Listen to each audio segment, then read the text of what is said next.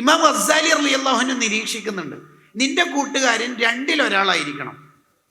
രണ്ടിലൊരാളല്ലാത്ത ഒരു കൂട്ടുകാരനും നമ്മുടെ ഫ്രണ്ട് റിക്വസ്റ്റിലെ ഒരാളുമായിട്ടും ഉണ്ടാവരുത്. ഫ്രണ്ട് റിക്വസ്റ്റ് ആക്സെപ്റ്റ് ചെയ്യാനുള്ളതൊന്നുമല്ല, ഈ രണ്ടിലൊരു ക്വാളിറ്റി ഇല്ലെങ്കിൽ നമ്മുടെ കൂട്ടുകാർ രണ്ടിലൊരാൾ ഷുവർ.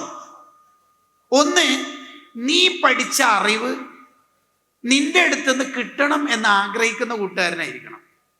നീ ഏതോ ഒരു പുസ്തകം വായിച്ചതായിട്ട് സ്റ്റാറ്റസ് ഇട്ടിട്ടില്ലേ, ആ പുസ്തകം എനിക്ക് വായിക്കാൻ തരാവോ? നീ ഏതോ ഒരു പ്രഭാഷണം കേൾക്കണം എന്ന് പറഞ്ഞില്ലേ, അതെനിക്ക് ലിങ്ക് ഒന്ന് അയച്ചു തരാവോ? അങ്ങനെ അറിവന്വേഷകനായ ഒരു കൂട്ടുകാരനായിരിക്കണം നിന്റെ കൂട്ടുകാരൻ.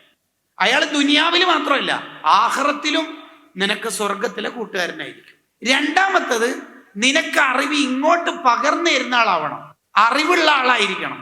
കുറെ പുസ്തകങ്ങൾ സജസ്റ്റ് ചെയ്യുന്ന, കുറെ ആശയങ്ങൾ പകർന്നു തരുന്ന, നന്മയിലേക്ക് വിളിക്കുന്ന കൂട്ടുകാരാവണം.